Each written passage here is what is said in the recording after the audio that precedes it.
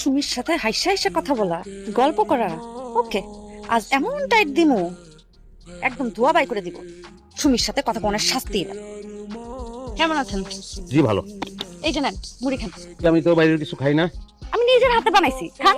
বাবাজি, আমরা তো সবাই এই গ্রামেরই লোক, কেউ তো বাইরের না, খাও। তাছাড়া আপনি সবসময় আসেন আব্বারে দেখতে, কখনো তো চা শরবত কিছু দেই না। আজকে মুড়িটা নিয়ে আসছি, খান। Thank you.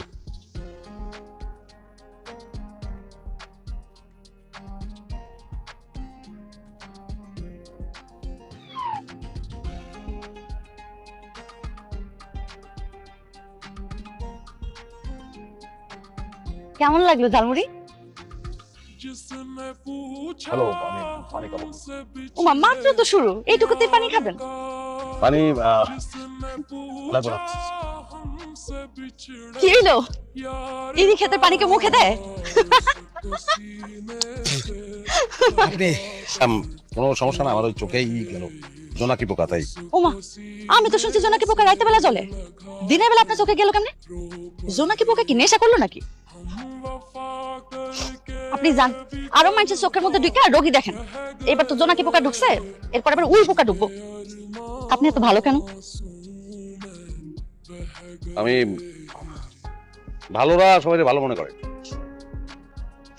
ভালোরা নিজেরা সবসময় আড়াল করে রাখতে চায়, প্রশংসা নিতে পারে না। তো আমাকে আপনার ভালো কেন মনে হচ্ছে? মেয়েরা বুঝতে পারে। একটা মানুষ নিজেকে যেভাবে রিপ্রেজেন্ট করে সেটাই তার ইমেজ, মানে অন্য মানুষের কাছে সেটাই তার ইমেজ। সেই ইমেজের উপর নির্ভর করে মানুষ সিদ্ধান্ত নেয় যে এই লোকটা কি ভালো না খারাপ, কিন্তু তার পুরোটা তো মানুষ দেখে না। ইঁদুররা তো কথাই বলে না। ইঁদুর যদি জুতা চুরি করতে পারে, ইঁদুর কথাও পেতে পারে। এই যে আপনার ব্যাগ, ভুলে যান না। জলদি চেম্বারে যান, নাহলে কিন্তু ব্যাগটাও খোয়া যাবে।